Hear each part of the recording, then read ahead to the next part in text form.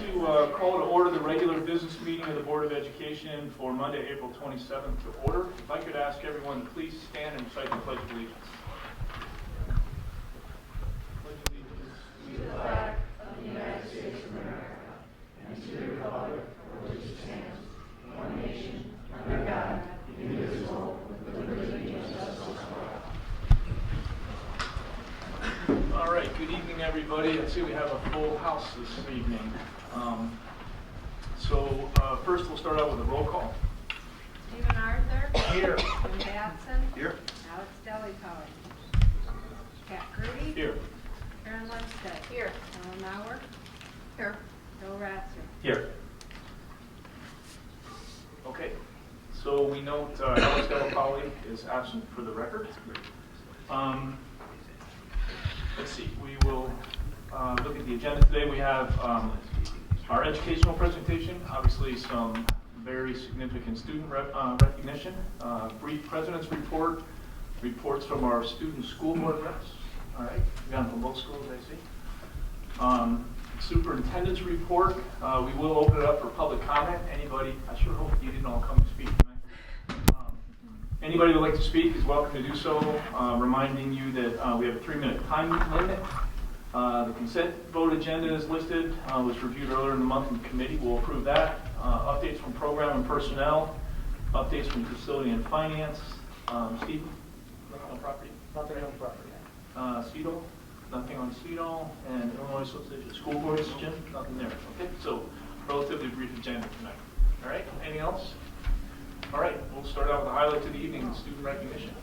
Well, as was noted in our last committee meeting, we had a very successful FBLA, Future Business Leaders of America group at both schools, and we'd like to recognize them tonight. We're going to turn that over and start with Vernon Hills.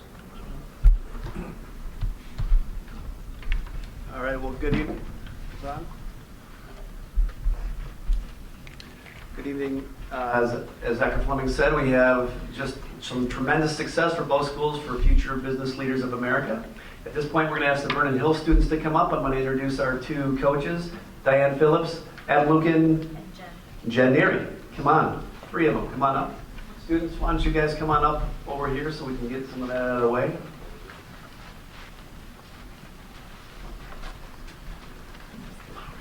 I'm going to be the spokesperson for the Vernon Hills and Libertyville FBLA students. A lot of this year we've done joint transportation and staying in the same place, and it's been a wonderful experience, especially with me coming from Libertyville. But the group itself, FBLA, is an awesome organization. And as John mentioned, we do have 3 advisors: Adam Lucan, Jen Neary, and myself. We're very, very proud of our students. And just a little summary from the Vernon Hills perspective for this year. We have 85 members, and we were the 10th largest chapter in the state, which is a major accomplishment for us. And our area competition was held at Wakanda, and we had 39 different areas of competition with 66 competitors competing for Vernon Hills. We moved on to state in Springfield, lovely Springfield, the first part of spring break. And we had 40 different areas of competition. We had 60 competitors. They kind of gave up the first part of their spring break, which definitely shows that they are loving, the idea of FBLA. And from state, we had 20 national qualifiers, which is, in my opinion, a record for Vernon Hills High School. We will be moving on to nationals in Chicago, June 29th through July 2nd, and we will have 18 students competing and representing us in the national competition. With that, I'm going to hand it over to Jen Neary. Okay, I'm going to start going through some of the names. And we have, as our qualifiers, we've got Akash Sethi, Aiden Kang, Justin Yim, Grace Gao, Kiara Shu, Ankit Agrawal, Ryan Curtis, Vaibhav Shastri, Manny Sundar Rajan, Julie Yoon, Aditya Lurie, Abhay Ram, Noreen Akarati, Crystal Shane, Leslie Moon, Nikki Flora, Alex Yang, Gita Barjwaj, Jolie Boulos, Isabella Kozaglas, and Kevin Yoon. Congratulations, guys. Nice job. We have a couple more. Those were the individuals. Now I have the teams.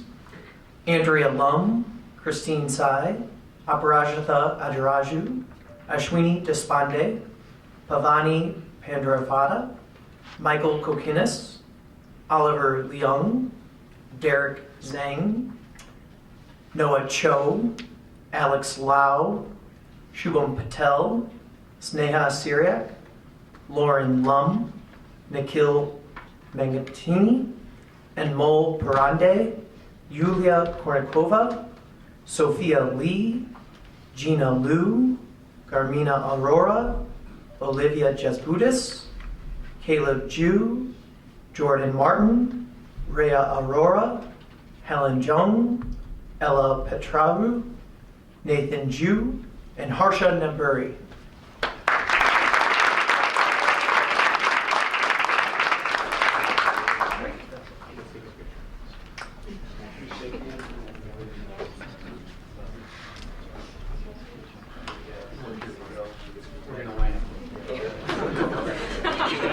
Oh, you're fine. Do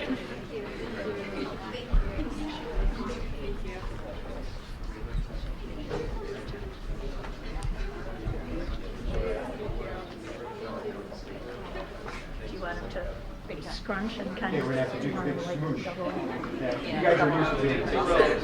So just squeeze together because we have to get it. Squeeze in maybe 2 levels. Parents, if you want to take a You guys want to picture. get down like hand and knee or. The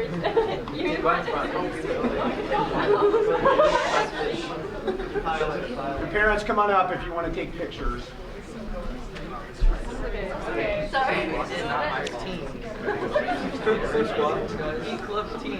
Okay, Mary, can you get everybody? Right here. Right here. Excuse me. Let me get.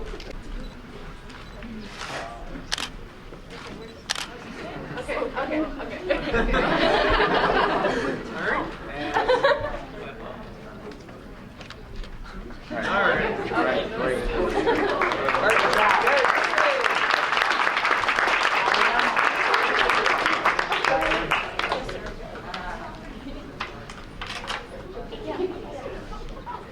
If you guys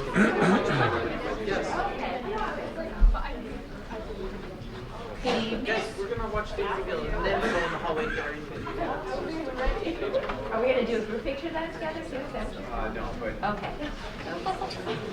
Well, I'm up here to let you know we are also very proud of our FBLA group from Libertyville. We have a tradition before teams get sent off to state, they stop in my office, and I remember specifically that day before spring break having them explain to me briefly what their event was before they left, and from the passion and just that summary sentence, I knew you guys were destined for success.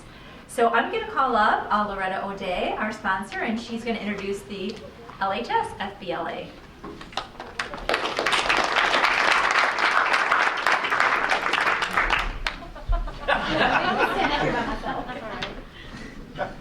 Sam, you have to come too. Okay, so for Libertyville, and I'm not going to summarize everything because Diane Phillips did a great job of talking about FBLA as a whole. We had 21 kids compete at state this year. We had 7 qualify for nationals. So I'm going to start off with the individual events. First place with Intro to Information Technology was a national qualifier, Amanda Fan. Third place, Social Media Campaign. Another national qualifier was Katie Verba. Fifth place, Intro to Parliamentary Procedure. That was Lucy Sun. 7th place, Accounting 2 was Jackson Chabot. 10th place, Business Law is Tim Miller. Now moving on to the group events. Taking first place and also national qualifiers was the group of Grant Dean, Sam Gold, and Alex Krakowski, and they did entrepreneurship. Taking second place, and also national qualifiers for sports and entertainment marketing was Owen Hassler and Michael Watson. Good, we're in the sports related shirt today. 7th place with business presentation was Nahar Padki and then Amol Shah. 7th place for digital design and promotion was Natalie Chow, Dolores Palmieri, and Kelsey Schreiber. 7th place for website design was Alex Zhang and Daniel Zhao. And then 8th place for hospitality management was Michelle G and then Katie Zhao. That's it.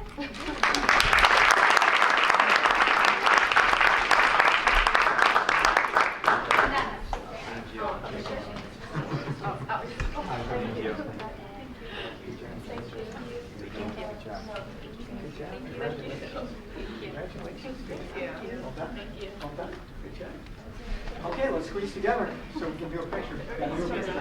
Two rows, guys. This is your first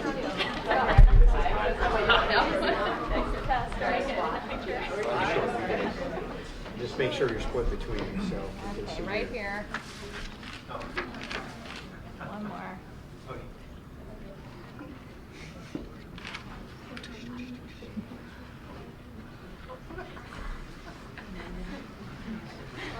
Take your time, we're not in a hurry. Take your time.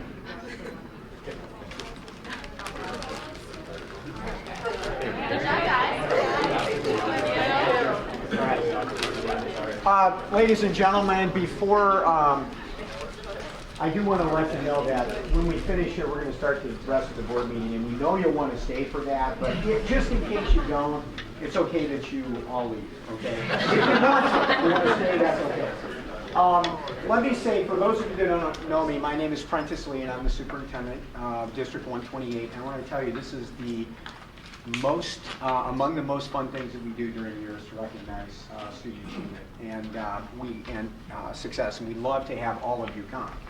But we also know that student success does not happen in isolation, and that it is certainly not only the staff at the school, and that you have supported, many of your children are involved in multiple activities at school. They work very hard at their academics, and that hasn't happened by chance. It's happened because of parents and guardians and extended families. So for those of you who are here tonight to support the success of your students, we want you to stand up, and we want all the students in the board to give you a round of applause. So parents, guardians, stand up.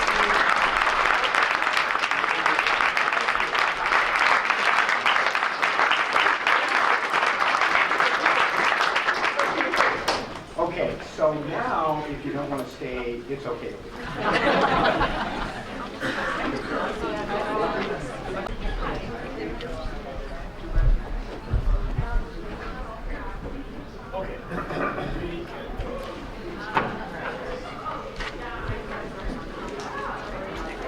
All right, so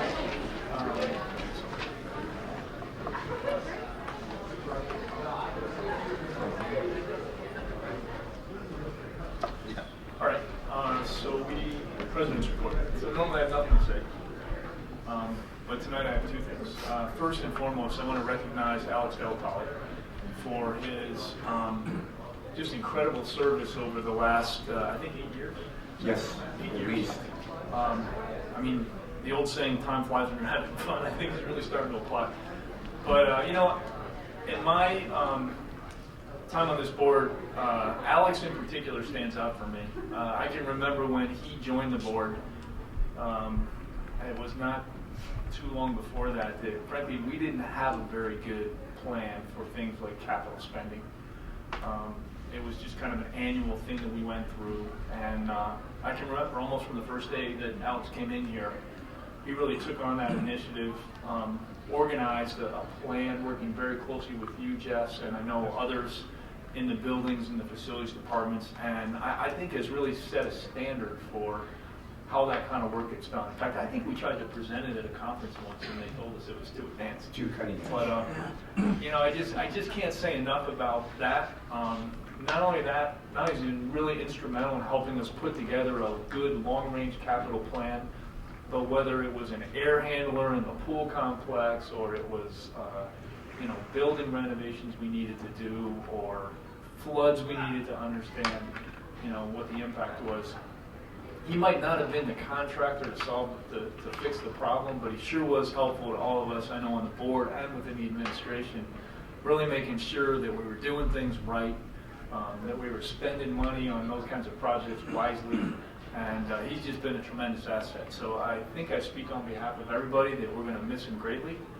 We wish him all the best on the open seas. I imagine he'll be spending even more time Probably. on the lake, and he's just been a great addition to what I think is a really strong team. So Alex, we thank you for all your help. We miss you tonight, and wish you all the best. Pat, can I add a couple of Absolutely. things? I think Alex has probably, as to Pat's comments, Alex has probably been more instrumental in creating a public understanding of school finance than probably anybody in the history of the district, in terms of his work on the long-range capital and financial plan, which we still use today and roll over after we complete a project. But also in he and Yaz working together to develop our School Finance 101 that we did for 3 years, to really allow people to understand what the difference between a fund and an object was and why we couldn't transfer money. And they brought it down to a level that was very understandable for a very complex set of issues and problems. In addition, his patience in explaining our long-range capital and financial plan to folks within the community really helped extend working knowledge of what we were doing and why we were doing that. Alex, most people may not remember this, but Alex was a longtime board member in Oak Grove 68, where he did many of the things, contributed many of the things that he has to District 128. But he also led the district referendum effort that resulted in substantial capital building, including, I believe, the building that we're sitting in tonight. That's correct, yes, Denise? And the addition on Libertyville High School in the second gym. So he kind of did that in his spare time between service on the board. Beyond that, you're never going to meet a more humble individual for as intelligent as he is, for his great skills in working with people, for his patience in working with us sometimes when we were working through the process to make it all more understandable.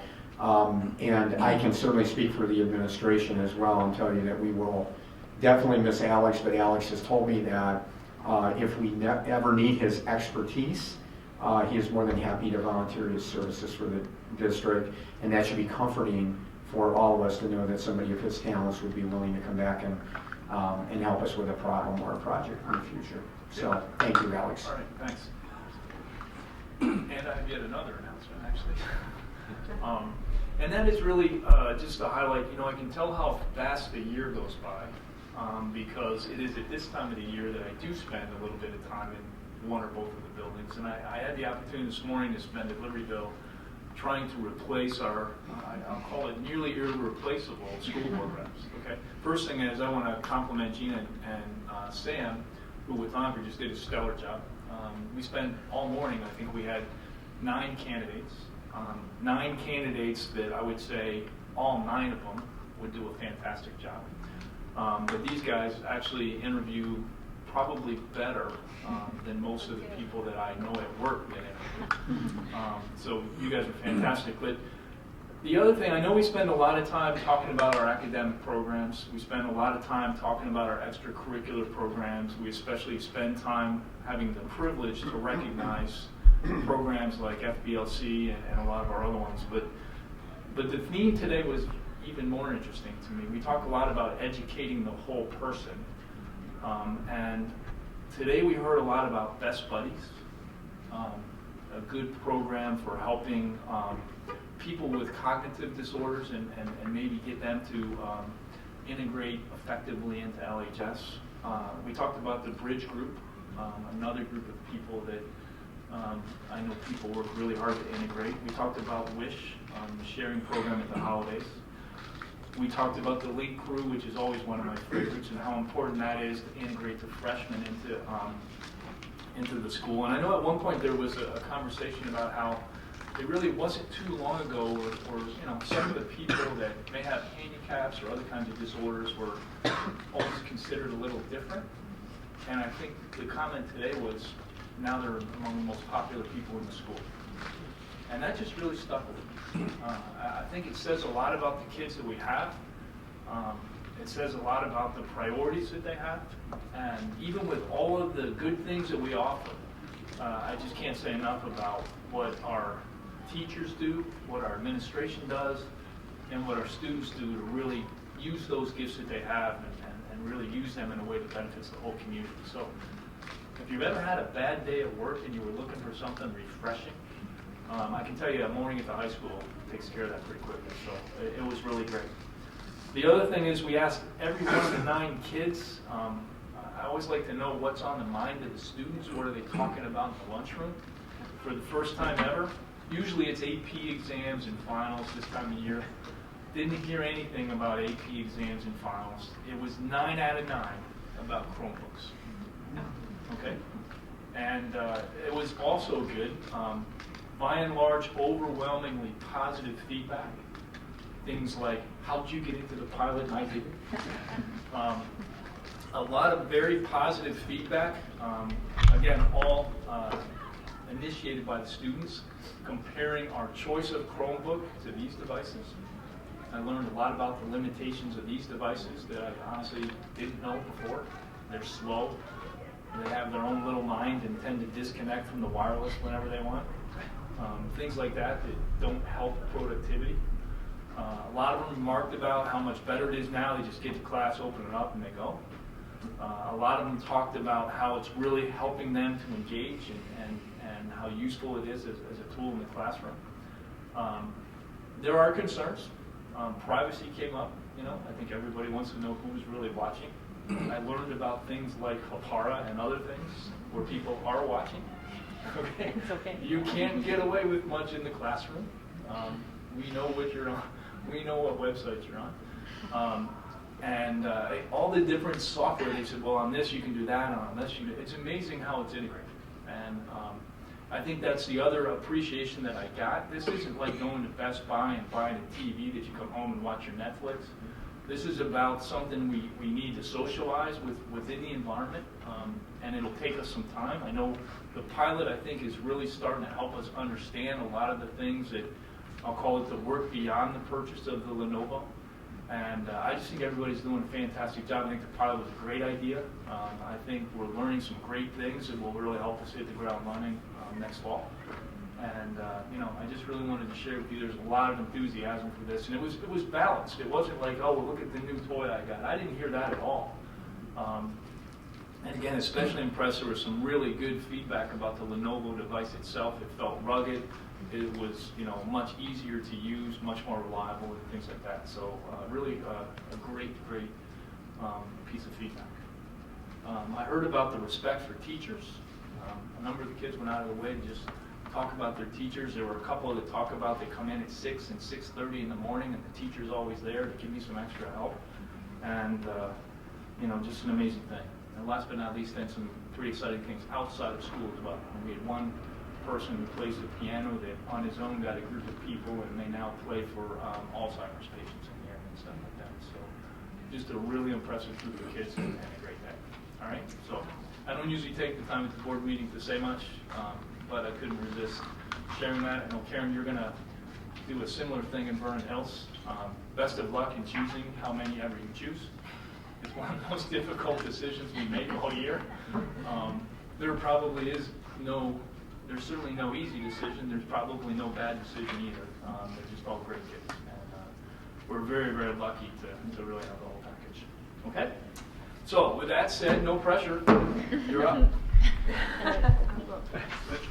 So prom bids are on sale tomorrow and Wednesday, and this year's theme is masquerade, I believe mentioned at a previous board meeting, and it will be hosted at Renaissance in Schaumburg, and that will be on May 16th. All departments within the music hall preparing for the end of the year shows. The acapella concert put on by Voicemail, which is the all-male group, and Love Notes, which is the all-female group, will be held on May 19th. The choral cabaret will be held on May 14th, which is 80s and 90s pop themed. The orchestra concert will be on May 27th with a movie score theme. And then the band concert, no theme decided yet, will be on May 21st. The girls soccer team won second in the Lakes tournament this past weekend and lost to Grays Lake North in the PKs. And Junior State of America won Chapter of the Year, and it's a huge honor for Vernon Hills High School to be receiving. That's it. And now for LHS. So as you all know, IEP exams are just around the corner. They begin next week, and a lot of classes have already started reviewing and all of that. There have also been a lot of academic state competitions that have been going on. I know Math Team State happens this weekend at University of Illinois Urbana-Champaign. And last year they received second place, so we have high hopes for this year as well. Also for FBLA, as you guys all saw, both Vernon Hills and LHS did very well and are getting ready for nationals in Chicago this summer. For sports, there's a lot of teams that are just kind of in the midst of it, kind of getting ready for conference and all of that. So they're sort of wrapping it up and really getting into it. I know a few teams went over spring break. The baseball team went to Arizona. And they were taking a lot of advantage of that time to get in depth and actually be able to play because of the nice weather. Some miscellaneous news. So prom planning has been a great success. Tickets for LHS's Come Sail Away prom are almost sold out. And that's going to be on Saturday, May 16th, which is right after AP exams. By the way, sellout is 700 people. Yeah. The student council is hosting the inaugural LHS Color Run, which is where you go and run and you get blasted with different colors of paint. And their goal is to raise money to purchase water filters for communities in Kenya. And I think they've been pretty successful in selling tickets for that, including going on the radio 102.3 this morning to talk about the run. The Metamorphosis is LHS's string play. That's going to be on May 1st and May 2nd in the Studio Theater, including the show is going to contain a 6,200-gallon swimming pool. I don't know exactly how that works, but... Yeah, John, how does that work? Just tell me it's not going to be on a stage somewhere, okay? Yeah, it is on the stage. It's on the stage. It's getting set up tomorrow. Let's just make sure there's plenty of... Yeah, it's pretty cool. I was coming up from down there the other morning, and Mr. Thomas was just sitting in the Studio Theater gazing at the pool. It's a great He said show, it was the yeah. first day they had practice with it. Kind of threw everybody off a little bit. Yeah, So it's going to be pretty cool. it's a great show. We had that, I believe, 3-4 years ago when I was a freshman. It's a phenomenal show, so you guys did great. I might go. Dunk the principals. Maybe not. We'll see. A few more things. A number of LHS students came to the theater schools to visit and chat about life at LHS. That was last Friday. So I know my sister was excited to come next year. The CRC, our College Resource Center, had their senior week last week, and so that was a number of lunch and learn events where they brought in speakers to chat about life in college, and then that culminated with Senior Decision Day, and that's always exciting to see where people are going. And finally, an update on the Dungeons and Dragons Club, because I know you guys are very interested in that. It's held on Fridays. They're thinking about switching into becoming just sort of a more I don't know exactly it's a type of board game, like a multiplayer game. So they're thinking of becoming the multiplayer game club. It's sort of broad in the reach, but they're still picking up traction. So I'll keep you updated. And that's all. Thank you.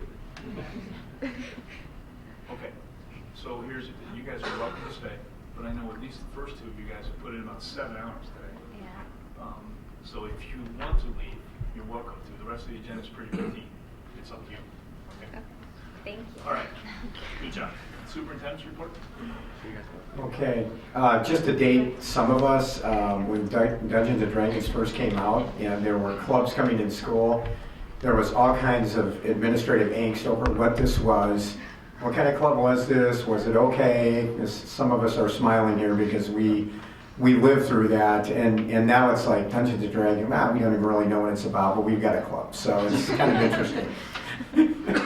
Kids haven't proven to be that crazy. Yeah, right, exactly. So on to other things.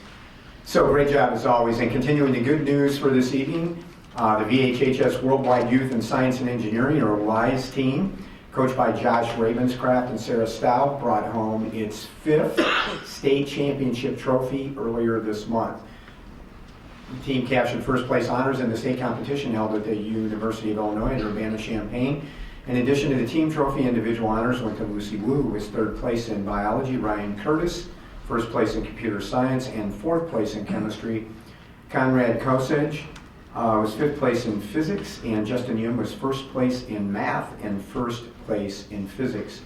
WISE team members include Anatha Arloli, Ari Bard, Nikki Charabardi, Ryan Curtis, Kishore Iyer, Aiden Kang, Isam Kyer, Conrad Kosage, Sherry Lee, Isaiah Liu, Karen Liu, Colin Meister, Tommy Milenchik, Haras Munga, Jared Schließ, Lucy Wu, and Justin Yim. So congratulations to everyone.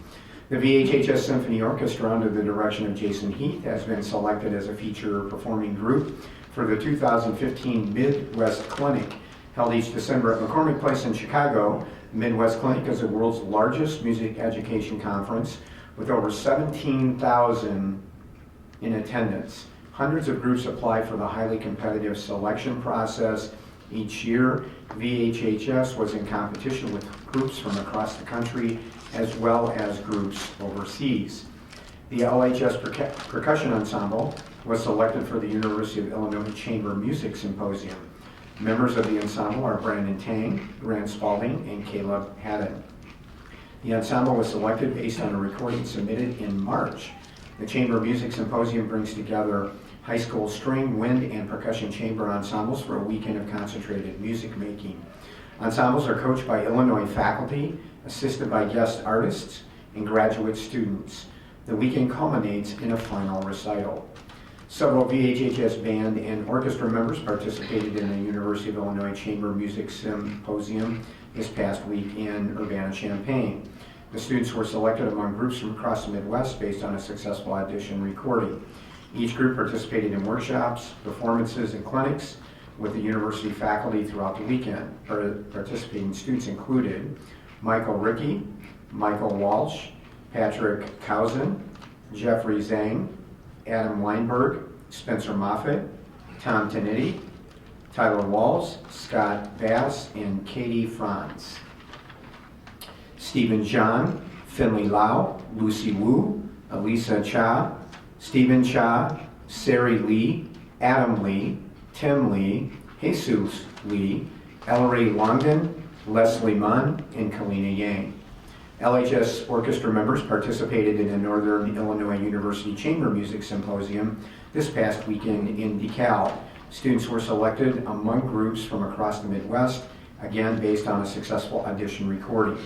Each group participated in workshops, performances, and clinics with the Northern Illinois University faculty throughout the weekend. Participating students were Lucia Zahn, Anna Pearson, Matt Schubert, and Megan Young. The following students were named LHS April Students of the Month: Kim Wu, Lucy Saucedo, Sarah Pira, Jennifer Blake, Bridget Horvath, Amelia Schmidt, Anna Mackey, Paige Ward, Owen Hessler, Jordan Bach, Olivia Serb, Sam Clausen, and Kelsey Kraft.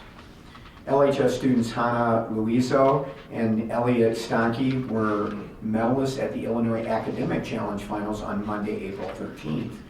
Hannah and Elliot competed against hundreds of other students in the Unlimited Division after advancing through both the regional and sectional qualifying stages. Hannah's state final score of 37 out of 40 in chemistry earned her a 4th place medal. Elliot earned a 2nd place medal in math with a score of 37 out of 40 and a 2nd place medal in physics with a score of 32 out of 35. As a 2nd place medalist, Elliot also earned a $1,000 scholarship to the University of Illinois College of Engineering if he chooses to enroll there after he graduates from LHS in 2016. Hannah and Elliot entered the competition as members of the LHS WISE team, sponsored by Pete Dawson and Dave Kreutz. The LHS Science Olympiad team finished in 12th place at this month's state competition. Team members included Addison Whitney, Alana Nafsker, Amanda Fan, CJ Allen, Estelle Mace, George Ligon, Griffin Farrell, Hezekiah Chan, Holly Miller, Jasmine Lee, Katie Chu, Kelly Chu, Lainey Storrs, Maya D'Souza, Megan Aja, Melissa Monchik, Michelle G, Nick Bone, Reed Sadazan, Rosanna Chin, Ryan Bonatti, Sarah Green, Sean Duffy, Tanvi Patel, and Tara D'Souza. The team is coached by Ursula Ahern and Mary Allen. For the first time in its chapter's history, the VHHS Junior States Club of America was named Chapter of the Year, as you heard earlier, at the state conference in Schaumburg. Chapters at the conference represented the states of Wisconsin, Michigan, Indiana, and Illinois. The award is presented to a chapter based on the events the chapter has hosted and fundraising that students do to help their peers. In addition to winning the Chapter of the Year plaque, VHHS JSA also received $1,000 to award to a student to participate in JSA's summer school programs, which are AP classes offered at Stanford University, Georgetown University, University of Virginia, and Princeton University. In addition to Chapter of the Year, the team also brought home several individual honors from the conference. Chapter Vice President Naren Akarati was named Statesperson of the Year, and Best Speaker Awards went to Naren Akarati and Snina Sivaram. The club is sponsored by VHHS Social Studies teacher Eileen Orzov-Baranek. 12 VHHS juniors qualified to compete in the Chicago Metro History Fair, held April 14th at the University of Illinois at Chicago. 8 of the VHHS students with 4 projects were selected to advance to the State History Fair Finals to be held May 7th in Springfield. Students advancing to the state finals are Rose Ferrolo, Morgan McDonald, and Molly Wasserberg for their exhibit on Marshall Field, Carrie Liu for her exhibit on the Underground Railroad, Kenny Dantes, John Teodoro, and Tom Tonetti for their documentary on the blues, and Ron Levitch for his paper on Fermilab. Also participating in the competition were Stephanie Benito for her website on jazz and blues in Chicago, and the team of Dana Moline, Aaron Van der Merk, and Sarah Babbitts for their exhibit on Jane Addams. VHHS social worker Doug Bessemer was recognized as an outstanding advisor by the Illinois Director of Student Activities at the IDSA Awards Banquet held April 10th at the Rosemont Convention Center. He was nominated for the honor by VHHS Principal John Gilliam, Assistant Principal Gene Ockett, and Student Activities Director Deborah Beagle. So once again, just an awesome month for LHS, VHHS, and District 128. And Pat, you're right, our kids are amazing. They're absolutely amazing. Next on the Superintendent's Report this evening is really just for your review, and when we configure the new board next month, we'll come back and take a deeper look at the schedule, but based on corresponding dates and calendar conflicts with Monday holidays, we've given you a draft board meeting schedule that includes the committee meetings for next year. And so in May, we'll ask you to review this and approve it. That also gives us another month to review it to see if we see any other conflicts. So tonight, that's just information. Next on the Superintendent's Report is the board will note we had 6 FOIA requests this month, which keeps our FOIA representatives, which are Denise and Al and Yasmin, very busy during the course of the month. Wanted to take a minute and give the board a legislative update. A couple of weeks ago, as you know, I'm on the executive board of the Illinois High School District Organization, and once a year we host a spring conference in Springfield at the State House Inn, which is right across from the Capitol. It's a very unique conference because there are limited numbers of high school districts in the state, so it's a small group to start with. We usually have 25 or 30 superintendents who can attend that meeting, but what's unique about that conference is that we get 45 minutes with key state leaders. Governor Rauner accepted our invitation this year to join us, so we had 45 minutes with him. Speaker Madigan, House President Cullerton, House Minority Leader Jim Durkin, Senate Minority Leader Christine Radogno, and chairpersons of key education committees in both the House and the Senate. From that, what I want the board and public to know is that we have hit the bottom of our black hole financial problems in the state of Illinois. And the mood and the tenor is definitely different in Springfield this year.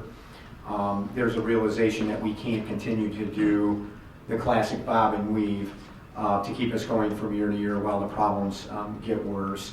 And so there will be more pain before there's less pain as we move forward. But the one piece of good news is the governor is having conversations with both Speaker Madigan and President Cullerton. That has not happened in the last few years, even with a Democratic governor and Democratic leaders. And that's actually a good thing because there are conversations going on. To the governor's credit, he has also met with many of the legislators down in Springfield, and he is often found in and around the floor of the state legislature. And again, those are things that have not happened in the last few years. Certainly there is a difference in approach between Republicans and Democrats, but there seems to be an esprit de corps and a need for us to resolve those issues as we move forward. But there are several issues that are going to be discussed over the next few months between Republicans and Democrats, the legislature and the governor that are going to result in some different things. As you're already aware, there has been a 2.5% budget reduction for the rest of the year across the board. Yaz and I have talked, and Yaz, that really translates to us at the end of the year for about $70,000 for us. If you were getting more state aid, obviously that would have a much more substantial impact. Services have been cut across the state in many areas. They're debating putting some of those services back now. But here are the issues that they're going to be talking about, and these are all significant issues that would have impact on public schools in Illinois. The first is a property tax freeze, either temporarily or longer, moving forward. As I'm sure our community is aware, that's a major funding source for governmental bodies such as schools. Further prorated general state aid, which is currently at 89% of a 100% recommended threshold. A revised state education funding formula, and what's currently on the table right now, even though it was revised significantly last year to tamp down losing districts, would have us losing about $1.2 million a year if that funding formula were passed. Again, districts that are more relying on state aid would actually get more resources out of that formula. Governor Rauner's pension proposal, assuming that the current pension bill is not upheld. Anybody that's looked at that proposal against the one that's being considered in the Illinois Supreme Court right now would very quickly come to the conclusion that there is no way that that would be constitutional. But that may have to run its course as well. The pension cost shift, Yasmin and I did some numbers on that last year, and again, for our community, what that would mean is the normal, what the state considers to be a normal pension cost, which is about 6% per employee, would no longer be funded by the state, it would be funded by local school districts. They would do the ramp up over a period of time. The conversation last year was to do a 0.5% a year run up for 12 years until we got to 6%. The run up over that 12-year period would be about $18 million for our district, and then it would be roughly $2 million a year moving forward, and that's on TRS covered employees only, which would be teachers and administrators in the district. And then once again, a subject that many of us are familiar with, the governor is talking about 4 school consolidations, which could include not only districts that are struggling in terms of consolidation, but could also be consolidations which would take feeder elementary districts, again, one high school district, to create a unit district. I want to send out a note of caution. We were one of the districts that kind of led the conversation, or at least started the conversation, when school consolidations came out several years ago. Lieutenant Governor Sheila Simon led a statewide commission that met for a year, went around the entire state, took much feedback, did much study, and the conclusion was of that group that it would be well over $1 billion to do consolidate from 868 to 200 school districts, which former Governor Quinn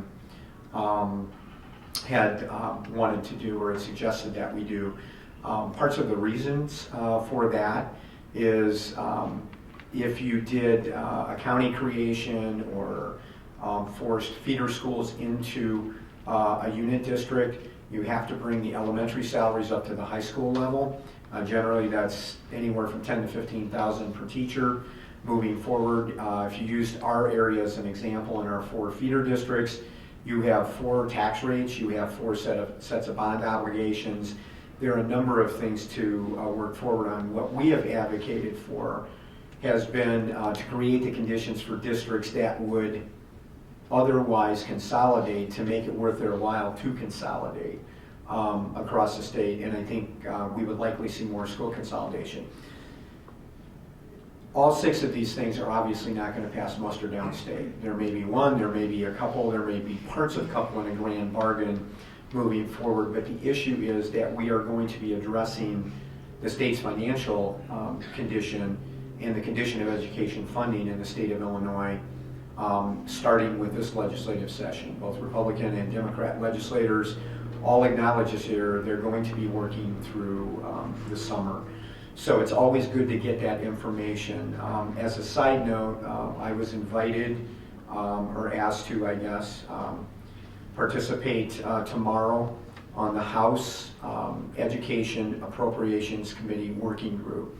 The chairman, Will Davis, who's a Democrat from Homewood down in the south suburbs, requested that 4 superintendent practitioners be on that working group, not lobbyists for our organizations down there. There will be one from Southern Illinois, one from Central Illinois, one from suburban Chicago, which obviously would be me, and one from a school district that is an urban school district with a high minority, high low-income population. And we'll be part of a closed discussion, closed-door discussion tomorrow. So it won't, it's a working group, so it doesn't have to be a posted meeting. And our only other obligation is to be willing to speak to the media after the meeting moves forward. So we'll be looking at many of these things tomorrow.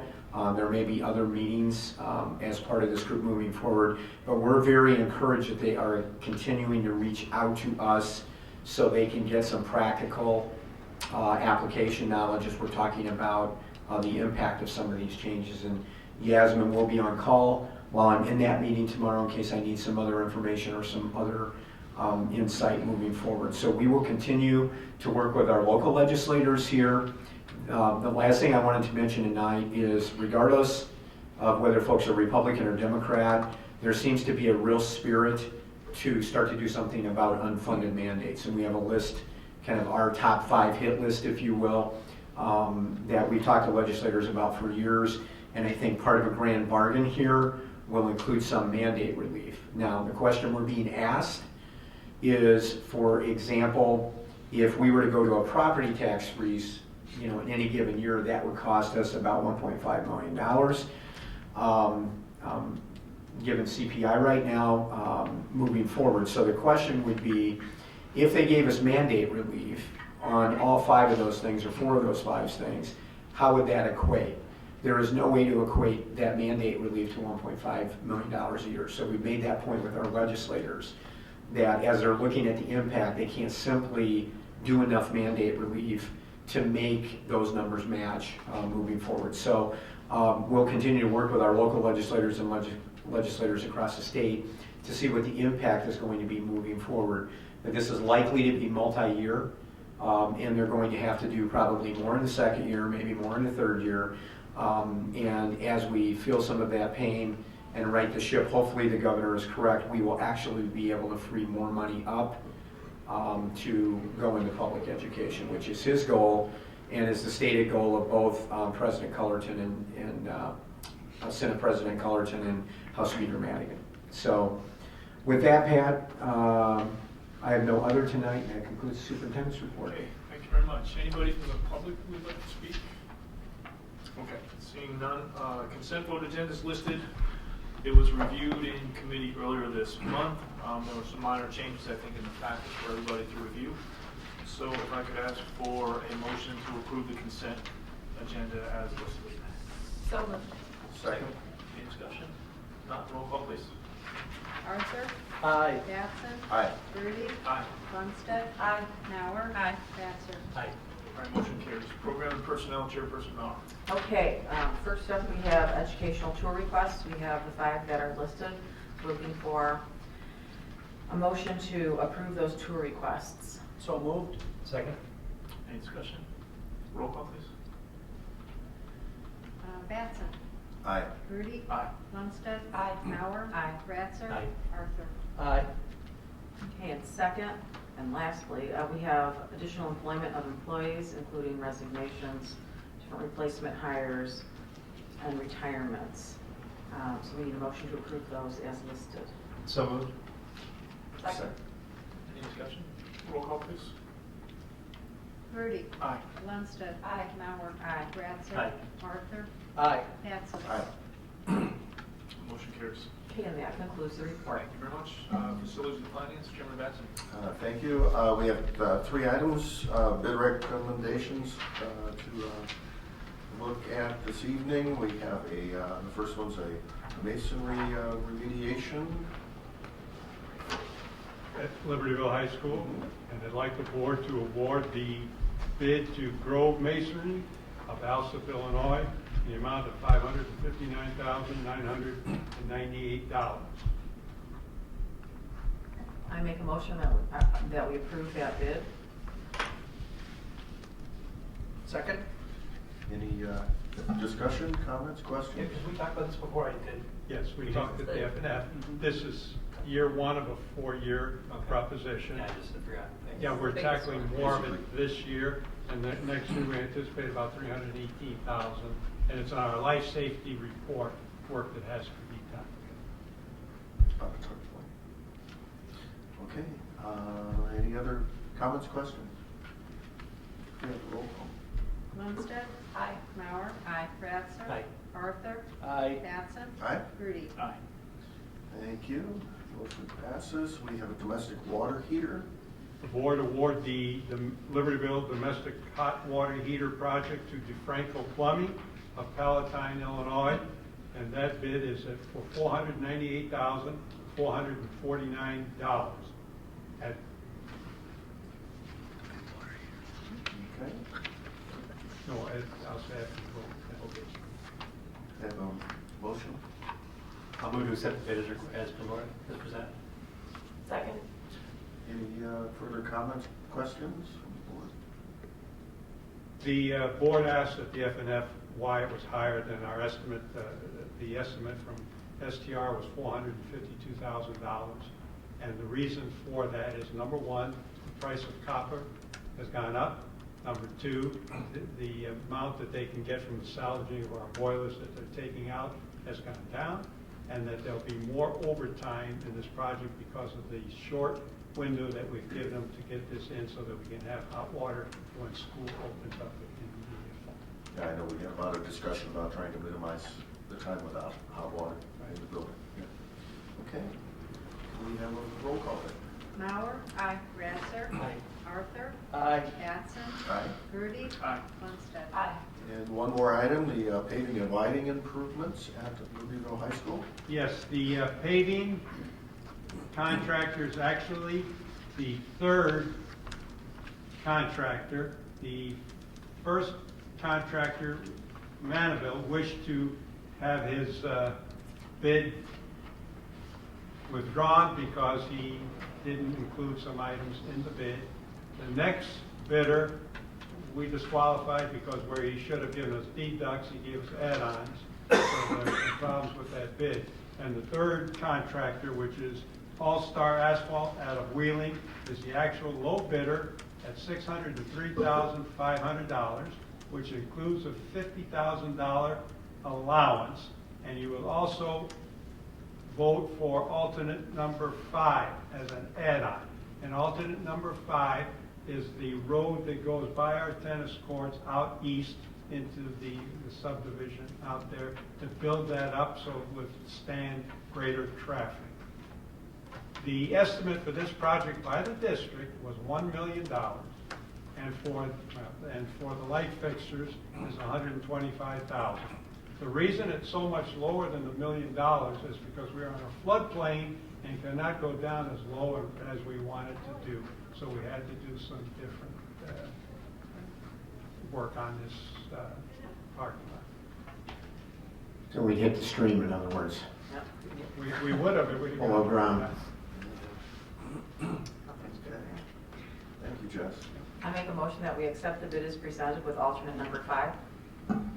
Second. Any further questions, comments? Jess, back to the floodplain issue. So what actually happens here when they redo the road between the tennis courts and the football field? I'm going to turn that over to Mark. Mark. In the original bid specs, the road going to the east was only going to be ground down 2 inches instead of doing a double layer. So we put an alternate in to go to a 4-inch, 2 2-inch lifts to make it better for all the traffic that goes down the road.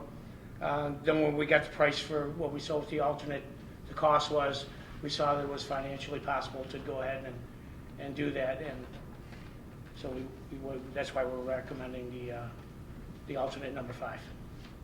And are some sections of that back there concrete versus asphalt now? Presently, no, it's all overlaid with asphalt. We're not sure exactly if there might be some concrete underneath. We're not sure at this point. Never know. Did you dig a hole 4 inches deep to see what happens? Big potholes that were- Did you dig a hole 4 inches deep to see what happens? They did do coring samples, Yeah, well, we paid and for it. where they did do the coring, they did not find asphalt. It was just gravel, the gravel sub base. That sub base is in bad shape. Oh, no, I agree with that. I just don't want to start, you take off 4 inches, all of a sudden the water starts seeping out again. Because we know You we're got close. no road. Yeah.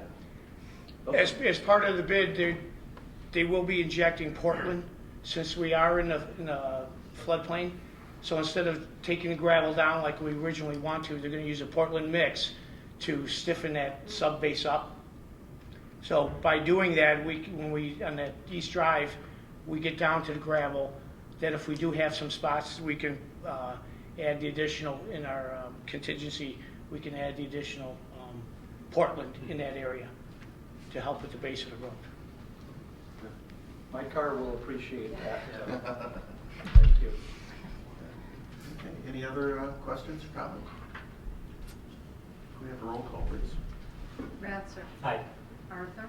Aye. Batson. Aye. Gertie. Aye. Lundstedt. Aye. Mauer. Aye. And that concludes the Facilities and Finance Committee. The electric bid from Jasco. Well, it's on the same. It's on the same It's line. on the Oh, it's same. all- yeah, it was all in the same. All in the There's same. 2 different bids. Yeah, it's 2 separate bids, that you award the contract to Jasco Electric in the amount of $152,370. Our estimate was $125,000, but included in that $152 is a $20,000 allowance. So we're real close to estimate, and no lighting. There will be no lighting in the parking lot.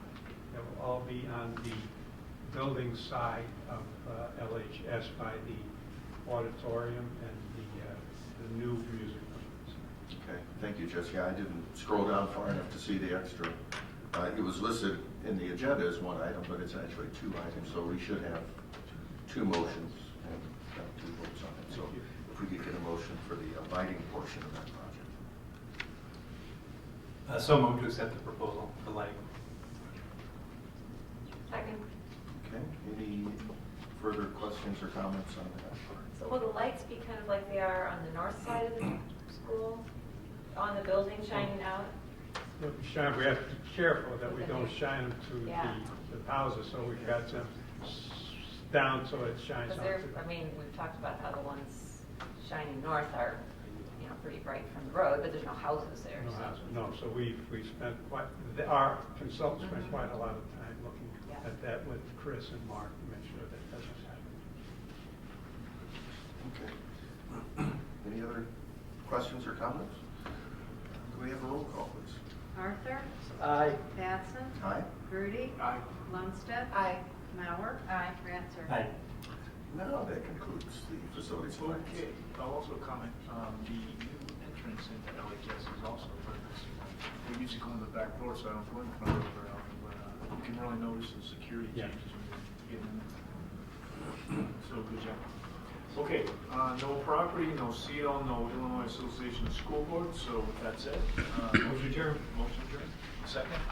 Second. All in favor? Aye. Okay, good night, everybody.